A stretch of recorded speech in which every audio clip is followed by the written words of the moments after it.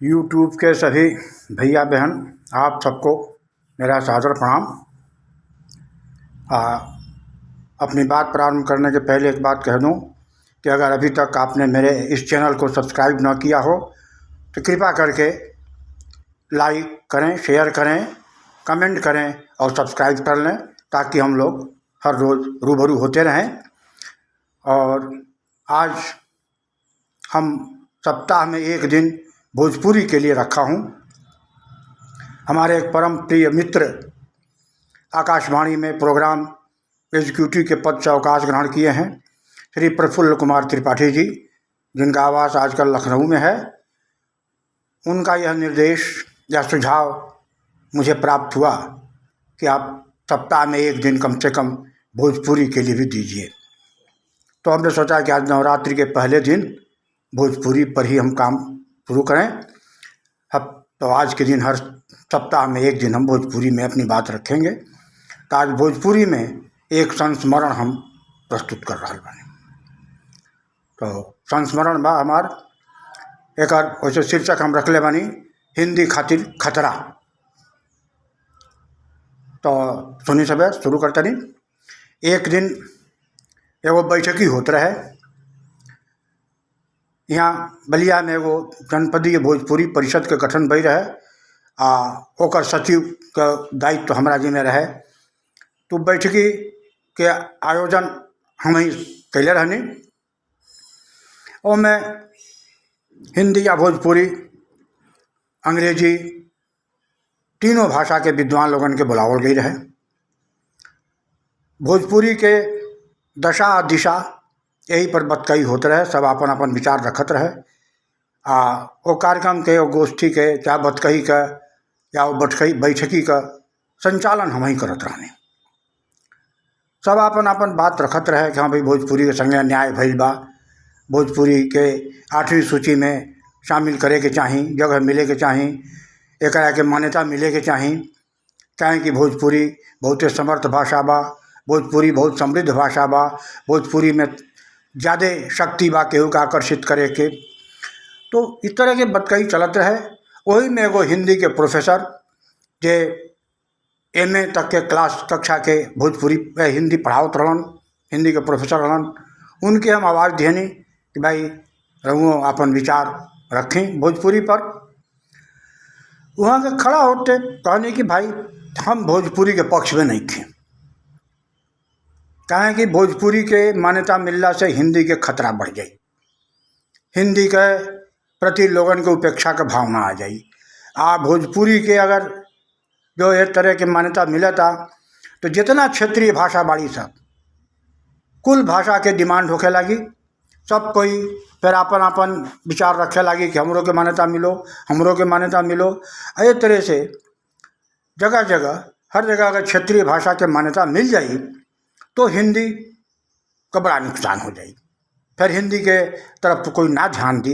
ये लिए भोजपुरी के मान्यता या 8वीं सूची में शामिल करे के विचार हम ऐसे सहमत नहीं थे। चाहे कि भोजपुरी में शब्द संपदा बहुत कम बा, भोजपुरी में उस सामर्थ्य नहीं खे, उस क्षमता नहीं खे जो हिंदी में बा। ऐसे ऐसे कुल तरह तरह के अपन तर्क वहाँ के रखनी। और वहाँ के बात सुन के लगभग सब केहू तिल मिला गई। केहू के अच्छा ना लागत रहे उनकर बात, लेकिन भाई अब वहाँ के बोलत रहनी शराफत के नाते सब चुपचाप सुनत रहे। लेकिन भीतर भीतर सब बौखलाइल रहे। वहाँ के बैठला के बाद अब संचालक भैला के नाते हमरा बोले के रहे। केहू दूसरा आदमी के बुलौला के पहले हमरा कुछ कहीं के पड़ी। आज ये कह के बैठल बा ओकरा बात पर भी कुछ ना कुछ हमरा कहीं के पड़ी। तो हम शुरू कैनी कि आप भाई रोमा कहतनी कि भोजपुरी से बा कौनो क्षेत्रीय भाषा के अगर मान्यता मिल जाई, अगर संविधान के 8वीं सूची में शामिल हो जाई तो इससे हिंदी खातिर खतरा बढ़ जाई, हिंदी के बड़ा नुकसान हो जाई। तो अगर क्षेत्रीय भाषा के जितना बड़ा सब क्षेत्रीय भाषा उन्हीं के अगर हिंदी से हटा दिया जाओ तो क्या हिंदी रह जाई? अगर क्षेत्रीय भाषा के हटावे के बाद तो अपना हिंदी के कोर्स में से कबीर के हटा दी, विद्यापति के हटा दी, सूर के हटा दी, तुलसी के हटा दी, नरोत्तम दास के हटा दी, रसखान के हटा दी, जायसी के हटा दी, मीराबाई के हटा दी। जब इतना कवि साहित्यकार आपके हिंदी से बाहर हो हैं तो हिंदी में रह कर जाई, हिंदी फिर समाप्त हो जाई, एगो बिंदी के बराबर भी हिंदी ना रह जाई। तो क्षेत्रीय भाषा चाहे भोजपुरी जौन भी बा, ये हिंदी खातिर एगो संबल बा, खतरा नहीं खे। तो जब मान्यता नहीं खे तब एक इतना संबल दे बा हिंदी खातिर, तो मान्यता मिल जाई तो हिंदी खातिर के और बढ़िया संबल तैयार हो जाई। जहाँ तक और ये विचार बा, हिंदी के पास शब्द संपदा नहीं खे। शब्द संपदा के जहाँ तक सवाल बा, शारीरिक पीड़ा कौनो बा, शरीर में कौनो दर्द कहीं तकलीफ कौनो बा, ओकरा खातिर के हिंदी में रोपले कौ गो शब्द बा। हम भोजपुरी में रंग बताओ तनी कि छरछराता, परपराता, अगियाता, बौथता, भभाता, बेधता, कोचता, डबकता, टपकता, ऐधनी के कौन रुआ हिंदी में पर्यायवाची बता दी। आई जितना शब्द बना सा ये कुल अलग अलग अनुभूति के अनुसार बना सा। छरछरेला का अनुभूति अलग हुई, परपरैला का अनुभूति अलग हुई, अगियला का अनुभूति अलग हुई, भभैला का अनुभूति अलग हुई, बेधला का अलग हुई, कोचला का अलग हुई, टपकला का अलग हुई, टेपला का अलग, यानी हर तरह का बेधता, कोचता, नोचता, एक तरह के यानी शारीरिक पीड़ा के अलग अलग अनुभूति खातिर शब्द एकमात्र भोजपुरी भाषा में बा, एक अलावा और कौन दोसर भाषा में नहीं है। आज जहाँ तक हिंदी के सवाल है, हिंदी में तो है ही नहीं है। जी अभी एगो बात बताओ नहीं, ऐसे माटी के बर्तन ले लें, वहाँ पर कौ शब्द बा माटी के बर्तन खातिर, बहुत कब मृतिका पात्र कह दे शुद्ध हिंदी में, चाहे माटी का बर्तन कह दे। हमरा की है दियरी, दिया, ढकनी, कसोरा, परई, कराह, मेटा, पतुकी, हड़िया, पतुक, घूचा, करा तो कूड़ा, छोड़, गगरी। अब बताएं तो मिट्टी के बर्तन खातिन के, माटी के बर्तन खातिन के इतना शब्द बा आ इतना बर्तन बा, आ कुल बर्तन का अलग अलग उपयोगिता बा। उपयोगिता के अनुसार सब बर्तन का अलग अलग काम बा। इतना शब्द हमरा पहले भोजपुरी में बा। एक तरह से कौनो बिंदु पर, कौनो विषय पर वहाँ शब्द खोजब तो भोजपुरी में हिंदी के कम से कम 10 गुना शब्द बना सब। तो भोजपुरी से हमरा नहीं क्या कि हिंदी के नुकसान हुई, बल्कि भोजपुरी से हिंदी के और संबल मिली। आई हमने का दुर्भाग्य बा कि संविधान सूची में जौना घड़ी, संविधान के 8वीं सूची में जौना घड़ी भोजपुरी के शामिल करे के बात आई, संविधान समिति के अध्यक्ष रहनी डॉक्टर राजेंद्र प्रसाद जी, क्योंकि अब अध्यक्ष रहनी, लेकिन अब सबका जो राय हो तो हुई, वहाँ का भोजपुरी का नाम लेने कि भाई भोजपुरी के भी 8वीं सूची में शामिल कर जाओ। लेकिन दुर्भाग्य बात को समिति में भोजपुरी क्षेत्र के रहे वाला आचार्य हजारी प्रसाद द्विवेदी और विद्या निवास मिश्र रहा। आई दोनों जना भोजपुरी के विरोध कैलन। यह संकुचित मानसिकता उन्होंने लोगन के रहे कि अगर भोजपुरी आ जाए तो हिंदी का नुकसान हो। आई दोनों जना ये कह के लो कि भोजपुरी कोई भाषा नहीं है, ये उतनी समर्थ नहीं है, ये एक लोकल बोली है, क्षेत्रीय बोली है, एक मान्यता ना मिले के चाहिए, एक के संविधान में रखला काम नहीं है। ये दोनों जना के वजह से भोजपुरी हमारी उपेक्षित हो गई। नहीं तो 1949 में ही जब संविधान बन के कंप्लीट भइल, 8वीं सूची में शामिल करे के बात आयल, वही घड़ी भोजपुरी के मान्यता मिल गई रही, तो संविधान सूची में आ गई रही 8वीं सूची में, लेकिन ना आई। दुर्भाग्य बा। आज हमने के प्रयास करता नहीं जा, पर बात कही करता नहीं जा, सरकार से निहोरा करता नहीं जा। और दुर्भाग्य के बात बा कि भोजपुरी क्षेत्र के जितना सांसद बनन, उ लोग संसद में जाके मुंह पर पट्टी बांध के बैठा था लोग। उन्होंने लोगों के भी कहे कि चाहिए संसद में कि भाई भोजपुरी के मान्यता मिले के चाहिए, लेकिन ना। पी चिदम्बरम गृह मंत्री रहलन, एक लाइन भोजपुरी में रट गए, हमने के गई नहीं जाओ जा खाली आके तेने कहलन कि हम रुआ सबके मन के तकलीफ बुझता नहीं। अब बस यही पर सब बुलबुल गल करे तो भोजपुरी में बोलना, भोजपुरी में बोल दलन।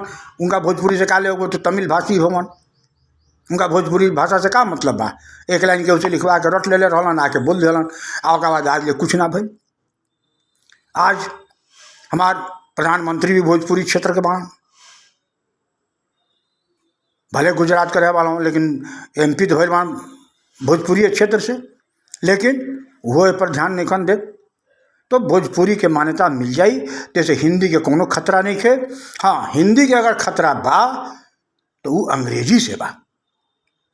ए पर वहाँ चिंता करे के चाही, ए पर विचार करे के चाही।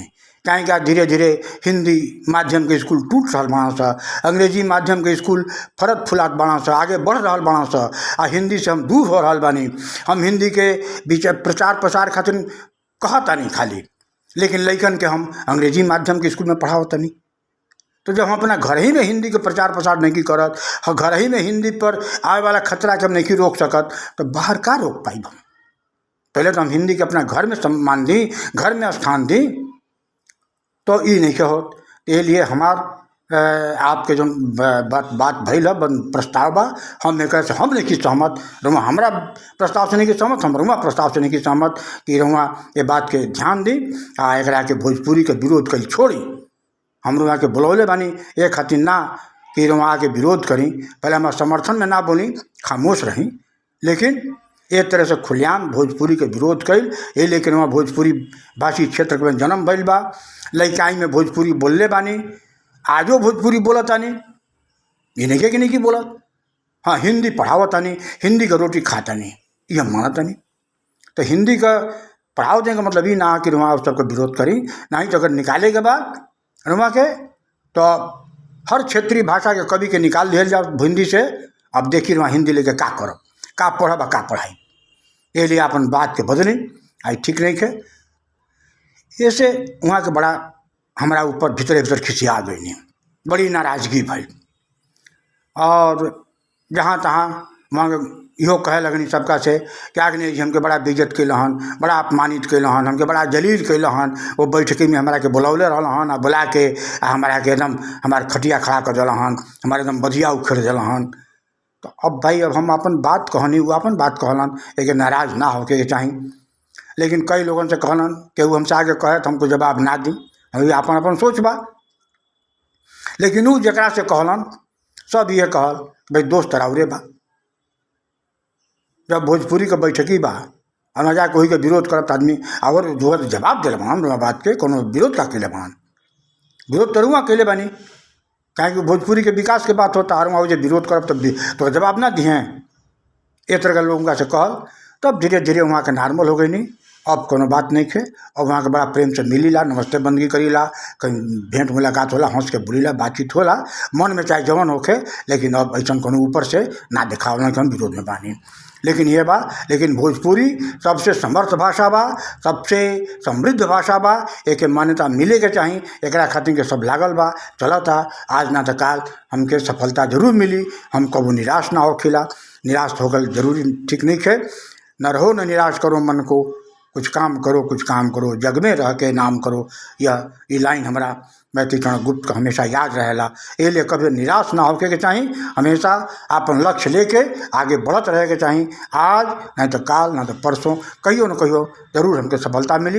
ये बात एक तरह से आज हमार के बतकही, अब ये भोजपुरी बतकही हम समाप्त करतनी। और फिर आप सबके प्रणाम करत, फिर निहोरा करतनी कि भाई अगर अबले हमारे चैनल के सब्सक्राइब नहीं कैले सब है तो करा के लाइक, शेयर, कमेंट और सब्सक्राइब जरूर कर दी। हमारे बतकही निक लागे, हमारे जौन भी एपिसोड बा तो आप और अपन दोस्त मित्रन के भी शेयर करी, ताकि वो लोग के सब्सक्राइब करे, कमेंट करे, रैली लाइक करे, शेयर करे। तो एक तरह से ये बात के साथ आज के बतकही हम मेजर समाप्त करता नहीं। आप सबके बहुत बहुत धन्यवाद, प्रणाम।